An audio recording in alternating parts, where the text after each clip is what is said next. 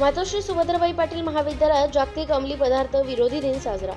वाशिम जिल्ह्यातील तालुक्याच्या ठिकाण असलेल्या मानोरा येथील मातोश्री सुभद्राबाई पाटील महाविद्यालय येथे जागतिक अंमली पदार्थ विरोधी दिन साजरा करण्यात आला। या प्रसंगी महाविद्यालयाचे प्राचार्य डॉ. NS ठाकरे प्रामुख्याने व्यासपीठावर उपस्थित होते। तसेच मानोरा पोलीस स्टेशनचे ठाणेदार प्रवीण शिंदे या कार्यक्रमाच्या निमित्ताने मार्गदर्शन करताना म्हणाले की तरुणाईमध्ये ड्रग घेणे आजकालचा ट्रेंड बनत चालला आहे। स्वतःला कूल दाखविण्याच्या नादात तरुणाईमध्ये मोठ्या प्रमाणात ड्रगचे सेवन वाढले आहे, पण कोणत्याही व्यसनाचे सेवन करणे आरोग्यासाठी घातक ठरू शकते। दारू असो वा सिगरेट यांच्या सेवनाने जीवन घेणे आजारही होऊ शकतात। यापासून युवकांनी दूर राहावे असे आवाहन जागतिक अंमली पदार्थ विरोधी दिनानिमित्त त्यांनी केले।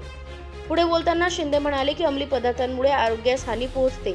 याबाबत युवकांमध्ये जागृती करण्याकरिता आपण आपल्या महाविद्यालयामध्ये आलो आहे। अंमली पदार्थ सेवन करणे, जवळ बाळगणे तसेच खरेदी विक्री करणे कायद्याने गुन्हा आहे।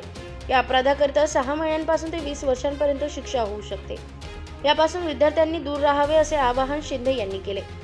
कार्यक्रमाचे प्रास्ताविक प्राचार्य डॉ. NS ठाकरे यांनी तर संचालन प्राध्यापक सुनील काळे यांनी केले।